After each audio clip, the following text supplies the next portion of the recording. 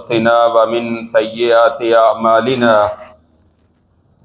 من يهده الله فلا مضل له ومن يضلل فلا هادي له وأشهد أن لا إله إلا الله وحده لا شريك له وأشهد أن محمدا عبده ورسوله يا أيها الذين آمنوا اتقوا الله حق تقاته ولا تموتن إلا وأنتم مسلمون يا أيها الناس اتقوا ربكم الذي خلقكم من نفس واحدة وخلق منها زوجها وبث منهما رجالا كثيرا ونساء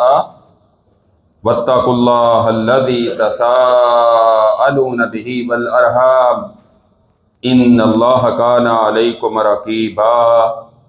يا أيها الذين آمنوا اتقوا الله وقولوا قولا سديدا يصلح لكم أعمالكم ويغفر لكم ذنوبكم ومن يطع الله ورسوله فقد فاز فوزا عظيما أما بعد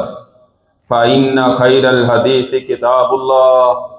وخير الهدي هدي محمد صلى الله عليه وسلم وشر الأمور محدثاتها وكل محدثة بدعة وكل بدعة ضلالة وكل ضلالة في النار اللهم صل على محمد وعلى آل محمد كما صليت على إبراهيم وعلى آل إبراهيم إنك حميد مجيد اللهم بارك على محمد وعلى آل محمد كما باركت على إبراهيم وعلى آل إبراهيم إنك حميد مجيد رب اشرح لي صدري ويسر لي أمري واحلل عقدة من لساني يفقهوا قولي رب زدني علما اللهم انفعنا بما علمتنا وعلمنا ما ينفعنا وزدنا علما فأعوذ بالله السميع العليم من الشيطان الرجيم بسم الله الرحمن الرحيم يا أيها الذين آمنوا لا تأكلوا أموالكم بينكم بالباطل إلا أن تكون تجارة عن تراض منكم ولا تقتلوا أنفسكم إن الله كان بكم رحيما۔ ہر قسم کی حمد و ثنا اس اللہ وحدہ لا شریک کے لیے جو ساری کائنات کا خالق، مالک اور رازق ہے۔ درود و سلام امام الانبیاء، سید الانبیاء، سید الاولین والآخرین، ساری کائنات سے افضل اور اعلیٰ جناب محمد الرسول اللہ صلی اللہ تعالی علیہ وسلم کی ذات گرامی پر۔ سامعین محترم، گزشتہ خطبہ جمعہ میں رزق حلال کی اہمیت اور اس کے فوائد کا ذکر ہوا تھا۔ آج کے خطبہ جمعہ میں انشاءاللہ حرام مال کا انجام، اس کے نقصانات اور حرام کھانے والے کو اس کا بدلہ کیا ملے گا، اس کا انشاءاللہ اختصار کے ساتھ ذکر کریں گے۔ اللہ رب العزت فرماتے ہیں، اے ایمان والو لا تأکلوا اموالکم بینکم بالباطل، آپس میں تم اپنے مالوں کو باطل طریقے سے نہ کھایا کرو، یعنی کسی بھی نجائز طریقے سے مال حاصل نہ کرو۔ الا ان تکون تجارتا عن تراض منکم، ہاں یہ جائز ہے کہ باہمی رضامندی سے تجارت کرو، لین دین، حلال چیزوں کا کاروبار کر لو، یہ درست ہے۔ ولا تقتلوا انفسکم، اپنی جانوں کو قتل نہ کرو، ہلاک نہ کرو۔ ان اللہ کان بکم رحیما، بے شک اللہ تعالیٰ ہمیشہ سے تم پر بڑا رحم کرنے والا ہے، اسی لیے وہ تمہیں یہ نصیحت کر رہا ہے کہ تم باطل طریقے سے مال نہ کماؤ اور حاصل نہ کرو۔ اسی طرح اللہ رب العزت سورۃ البقرہ میں ارشاد فرماتے ہیں وَلَا تَأْكُلُوا أَمْوَالَكُمْ بَيْنَكُمْ بِالْبَاطِلِ، تم آپس میں ایک دوسرے کے مال کو باطل اور ناجائز طریقے سے حاصل نہ کرو، ناجائز طریقے سے حاصل کر کے مال نہ کھاؤ۔ وَتُدْلُوا بِهَا إِلَى الْحُكَّامِ لِتَأْكُلُوا فَرِيقًا مِّنْ أَمْوَالِ النَّاسِ بِالْإِثْمِ وَأَنْتُمْ تَعْلَمُونَ، تم لے جاتے ہو اپنے معاملات کو حاکموں کے پاس عدالتوں میں تاکہ لوگوں کے مال کا ایک حصہ گناہ کے ساتھ تم حاصل کر سکو، حالانکہ تم جانتے بھی ہو کہ یہ غلط ہے۔ تو قرآن کریم کی ان آیات میں اور دیگر آیات میں اللہ تعالیٰ نے حرام کھانے سے حرام کمانے سے منع کیا ہے، روک دیا ہے۔ اس کے باوجود انسان حرام کیوں کھاتا ہے؟ اس کا پہلا سبب اور پہلی وجہ یہ معلوم ہوتی ہے کہ جب انسان کے دل سے اللہ رب العزت کا ڈر خوف ختم ہو جاتا ہے تو پھر وہ حلال اور حرام کی تمیز نہیں کرتا۔ اگر اللہ کا ڈر ہوگا تو وہ کسی کا مال چوری کر کے ہڑپ نہیں کرے گا، ڈکیتی کے ذریعے کسی کا مال نہیں کھائے گا۔ اگر اللہ کا ڈر ہوگا، اللہ کا ڈر ہوگا، یتیموں کا مال وہ نہیں کھائے گا۔ اللہ کا ڈر ہوگا تو وہ کسی پر ظلم کر کے زیادتی کر کے اس کے مال کو نہیں چھینے گا۔ اللہ کا ڈر ہوگا تو وہ سود نہیں کھائے گا۔ اللہ کا ڈر ہوگا تو وہ رشوت نہیں لے گا اور نہ دے گا۔ اللہ کا ڈر ہوگا تو ان تمام چیزوں کا کاروبار نہیں کرے گا جو حرام کے زمرے میں آتی ہیں، ان سے انسان مال نہیں کمائے گا۔ تو معلوم ہوتا ہے کہ جب اللہ رب العزت کا ڈر اور خوف دل سے ختم ہو جاتا ہے، دل سخت ہو جاتے ہیں، تو پھر بندہ اس بات کی پرواہ نہیں کرتا کہ حلال ہے یا حرام ہے،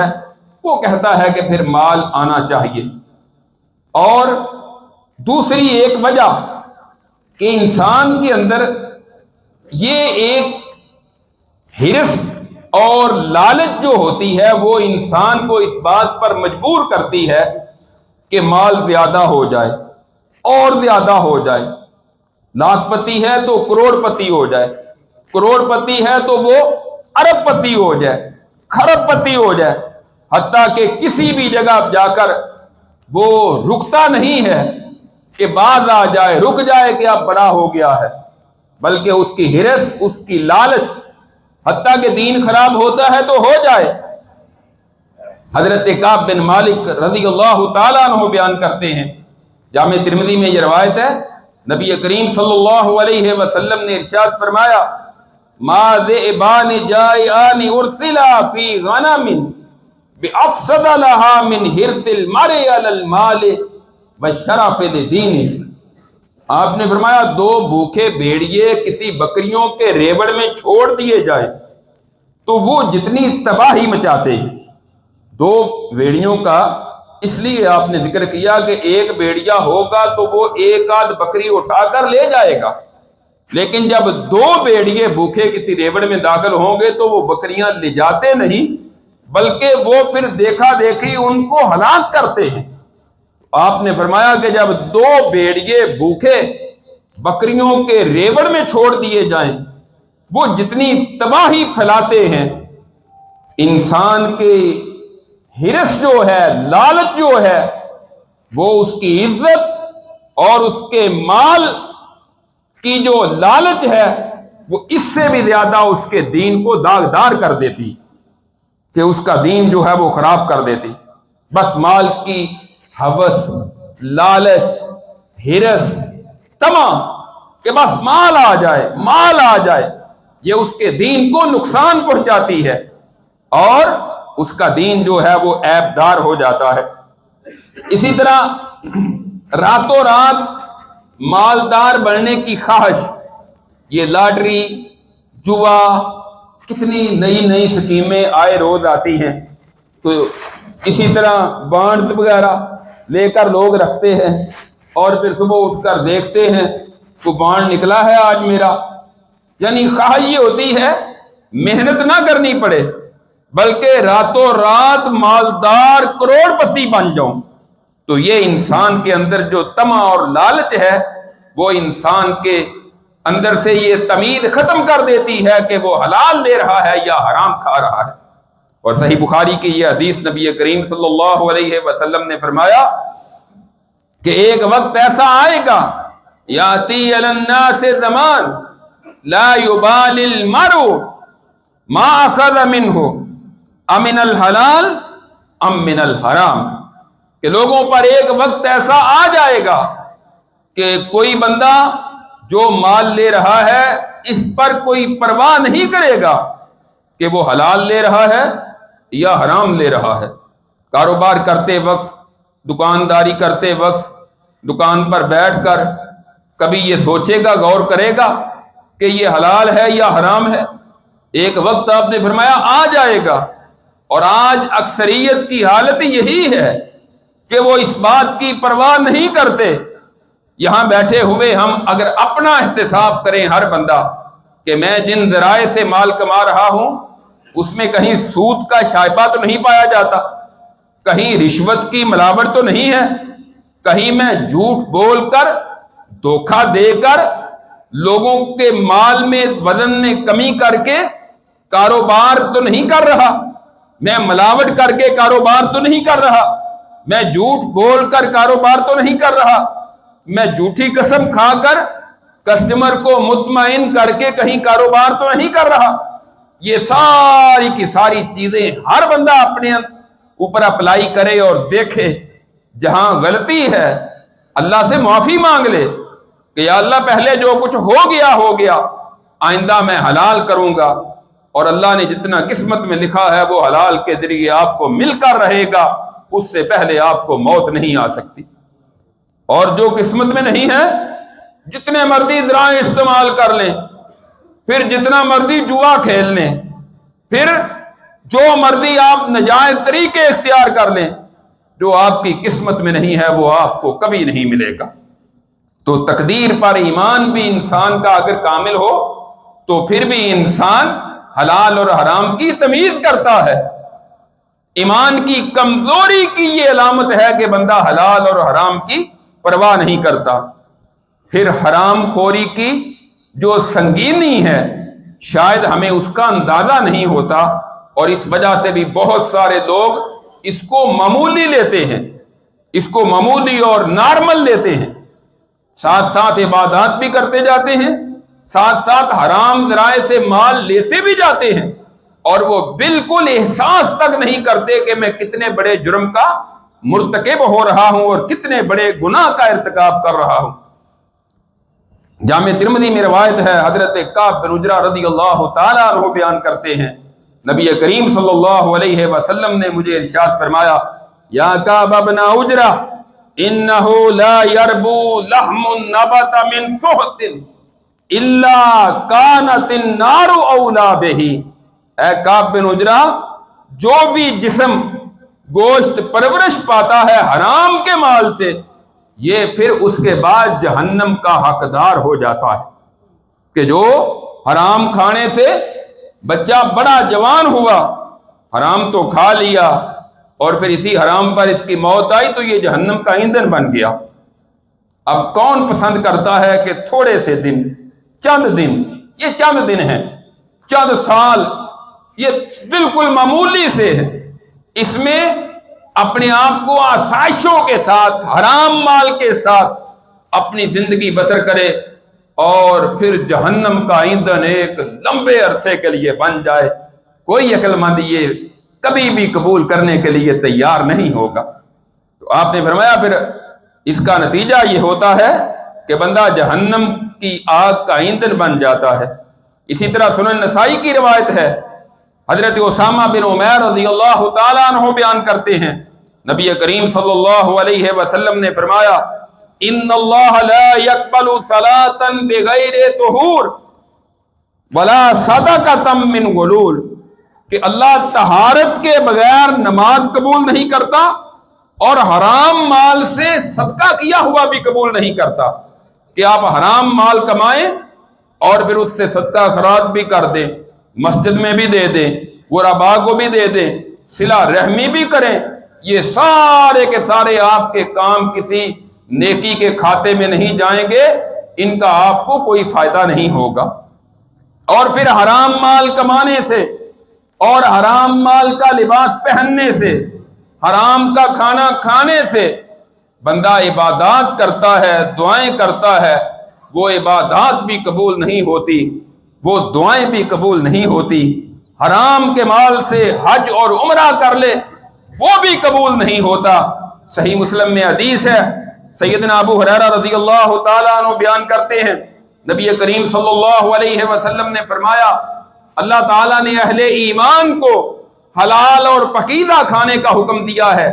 इसी तरह अल्लाह ताला ने रसूलों को भी हलाल और पकीदा खाने का हुक्म दिया था। सुम्मा ज़कर अर्रजुला,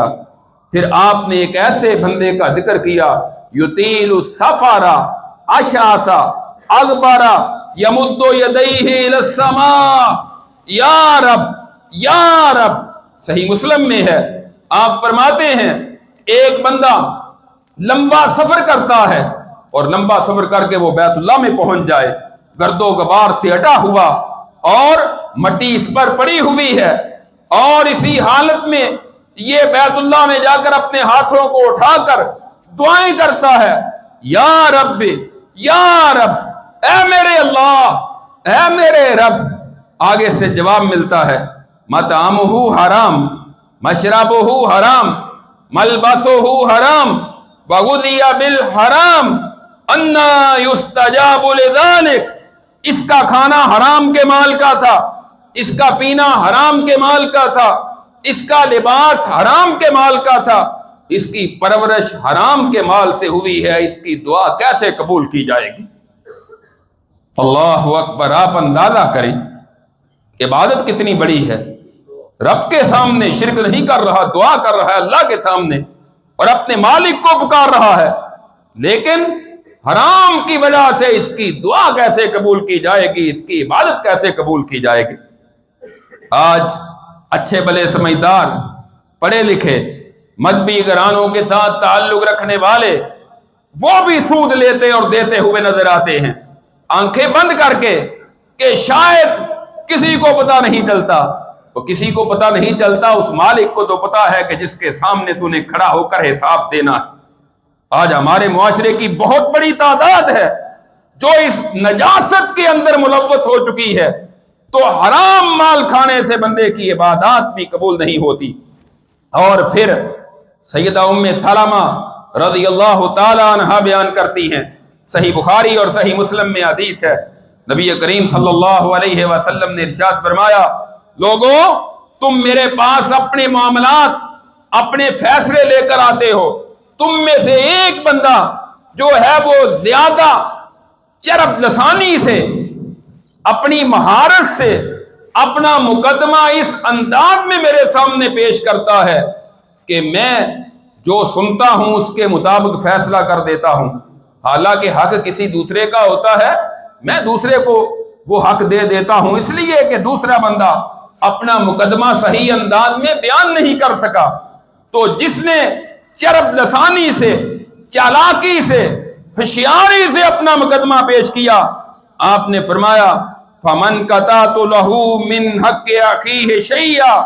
फला यअख़ुज़हु फ़इन्नमा अक़्तअहु लहू बिही क़िताअतम मिनन नार। उसको चाहिए कि मैं उसके हक में फैसला भी कर दूं तो वो माल वो ना ले, वो मैं उसको माल नहीं दे रहा बल्कि जहन्नम की आग का टुकड़ा उसको दे रहा हूं। आज अदालतों में जाके फैसले करवाए जाते हैं, अदालत जिसके हक में फैसला कर दे वो समझता है कि मैं जीत गया हूं। और ये तो आपको तो पता है ना कि मेरा ये हक है या नहीं, आपको तो इसका अंदाजा है ना। जज को पता नहीं चला,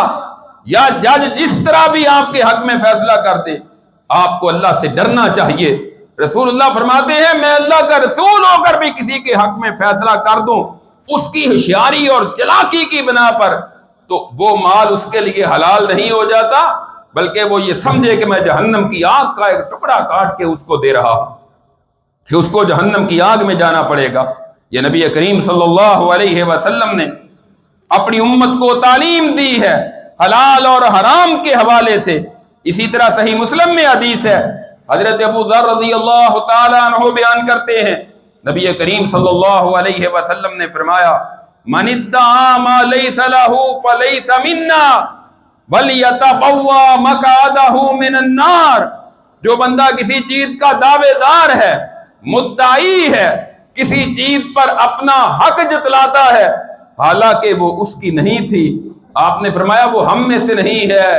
وہ اپنا ٹھکانہ جہنم کی آگ میں بنا لے۔ کسی چیز کا دعویٰ کرتا ہے، پتا ہے اس کو کہ یہ چیز میری نہیں ہے، یہ دوسرے کی ہے، زبردستی اس کے پلان پر قبضہ کرتا ہے، اس کی جائیداد پر قبضہ کرتا ہے، اس کے مال پر قبضہ کرتا ہے، پتا ہے اس کو کہ یہ اس کا نہیں ہے، آپ فرماتے ہیں وہ ہم میں سے نہیں ہے، وہ اپنا ٹھکانہ جہنم کی آگ میں سمجھ لے۔ حرام مال کا انجام دیکھیں، آپ ذرا غور کریں۔ اسی طرح حضرت ابو امامہ حارثی رضی اللہ تعالیٰ عنہ بیان کرتے ہیں، نبی کریم صلی اللہ علیہ وسلم نے فرمایا، من اقتطع حق امرئ مسلم بیمینہ فقد اوجب اللہ لہ النار وحرم علیہ الجنہ۔ آپ فرماتے ہیں جو بندہ جھوٹی قسم کھا کر کسی مسلمان کے حق کو دبا لیتا ہے، کسی کا حق چھین لیتا ہے، اس پر غاصب ہو جاتا ہے، اللہ رب العزت اس بندے پر جہنم کی آگ واجب کر دیتے ہیں اور جنت کو اس پر حرام کر دیتے ہیں۔ جنت حرام ہو گئی جس پر، باقی پھر کیا بچا؟ جس کے لیے جہنم واجب ہو گئی، باقی اس کی نجات پھر کیسے ممکن ہوگی؟ آپ فرماتے ہیں کہ جو بندہ جھوٹی قسم کھا کر کسی کا حق دبا لیتا ہے، کسی مسلمان آدمی کے حق کو اپنے لیے حلال کرنے کی کوشش کرتا ہے، صحابہ کہتے ہیں اللہ کے رسول وَإِن كَانَ شَيْئًا يَسِيرًا، اگرچہ معمولی چیز ہو پھر بھی یہی انجام ہوگا؟ یعنی کوئی لمبی چوڑی جائیداد اس نے جھوٹی قسم کھا کر نہیں چینی، بلکہ اس نے معمولی کو 1000-2000 روپیہ آپ مثال کے طور پر لے لیں۔ نبی کریم صلی اللہ علیہ وسلم فرماتے ہیں وَإِن قَذِيبًا مِّنْ عَرَاقٍ، وہ بڑی چیز تو بڑی رہ گئی، آپ فرماتے ہیں پیلو کی ایک ٹہنی بھی اگر اس نے جھوٹی قسم کھا کر دوسرے کی لے لی ہے تب بھی اللہ اس پر جنت کو حرام کر دیں گے، جہنم کو اس پر واجب کر دے گے۔ پیلو کی ٹہنی کی کیا قیمت ہے؟ آپ کہہ لیں کہ 1-2 روپیہ بھی ناجائز طریقے سے ہڑپ کر لیا، جن کا ہڑپ کیا ہوا ہے ان کو واپس کریں۔ ابھی آپ کا سانس چل رہا ہے، آپ زندہ ہیں، ان کو واپس کریں، ان سے معافی مانگیں، کسی کا حق ادا کر دیں۔ آپ نے یہاں ہمیشہ نہیں رہنا، اس کوٹھی بنگلے اور اس پلان پر آپ نے ہمیشہ زندہ نہیں رہنا، آپ قبر میں چلے جائیں گے اور وہاں آپ کو اس کا بدلہ ملے گا، اس کی سزا ملے گی، اور پھر پتا چلے گا کہ میں نے کیا کیا تھا۔ آج بڑی بدماشی کے ساتھ اور بڑی فرعونیت کے ساتھ دوسروں کی جائیداد پر قبضہ کیے ہوئے بڑے بڑے بدبخت ہم نے دیکھا زمین میں ذلیل و رسوا ہوتے، اور لاہور کے اندر تو ہمیں وہ بھی یاد ہے، بڑی بڑی سوسائٹیاں مہنگے علاقوں میں بنانے والا جب وہ مرا تھا، لوگوں نے رات کو چھپ کر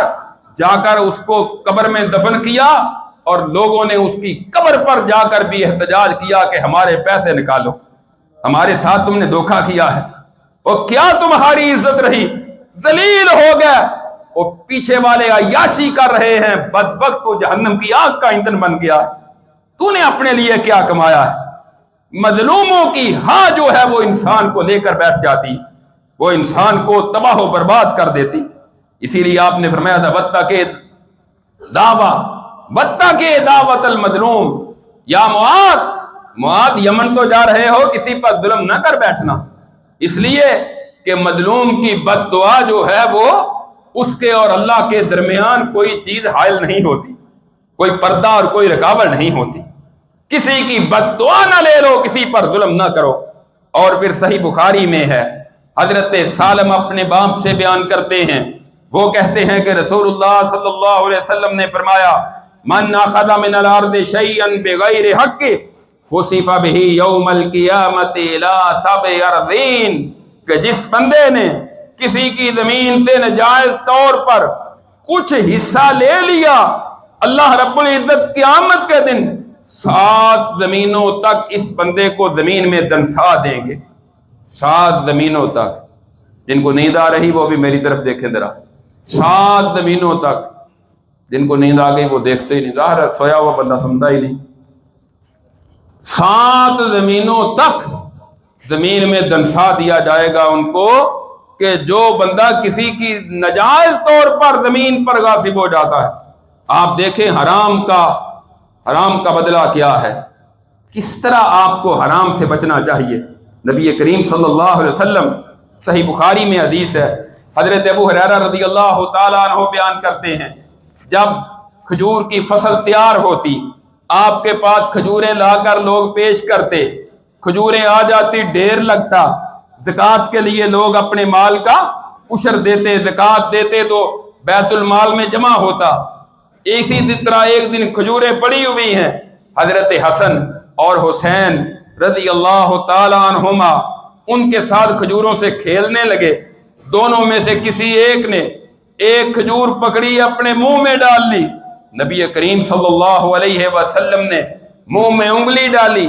آپ نے نکال دی، فرمایا اما علمت ان آل محمد صلی اللہ علیہ وسلم لا یأکلون الصدقہ، تو تمہیں پتہ نہیں آل محمد کے لیے صدقہ کھانا جائز نہیں ہے۔ صدقے اور زکوٰۃ کی ایک کھجور رسول اللہ نے اپنے نواسے کے منہ سے پیٹ میں نہیں داخل ہونے دی بلکہ باہر نکال دی، فرمایا یہ ہمارے لیے حلال نہیں ہے۔ یہ ہے حلال اور حرام کی تمیز، جس طرح ہمارے اسلاف صحابہ اکرام کیا کرتے تھے۔ صحیح بخاری میں حدیث ہے، حضرت ابو بکر رضی اللہ تعالیٰ عنہ کا ایک غلام تھا، سیدہ عائشہ رضی اللہ تعالیٰ عنہ اس حدیث کو بیان کرنے والی ہیں، وہ خراج لے کر آتا، مال لے کر آتا، غلام تھا، مالک کو لا کر دیتا، حضرت ابو بکر رضی اللہ تعالیٰ عنہ اس مال سے کھایا کرتے تھے۔ ایک دن وہ کوئی چیز لایا اور کھانے کے لیے دے دی، انہوں نے کھانا کھا لیا، بعد میں کہنے لگا آپ کو پتہ ہے اتدری ما ھذا، کہ یہ کیا ہے، میں کہاں سے لے کر آیا ہوں؟ فرمانے لگے کیا ہے، مجھے اس کا کیا علم ہے؟ کہنے لگا کنت تکہنت لانسان فی الجاہلیہ وما احسن الکہانۃ الا انی خدعتہ، زمانہ جاہلیت میں نے کہانت کی تھی۔ کہانت نجومی، جو ٹیوے لگا کے لوگوں کو عجیب و غریب قسم کی خبریں دیتے ہیں، تو میں نے زمانہ جاہلیت میں ایک کہانت کی تھی،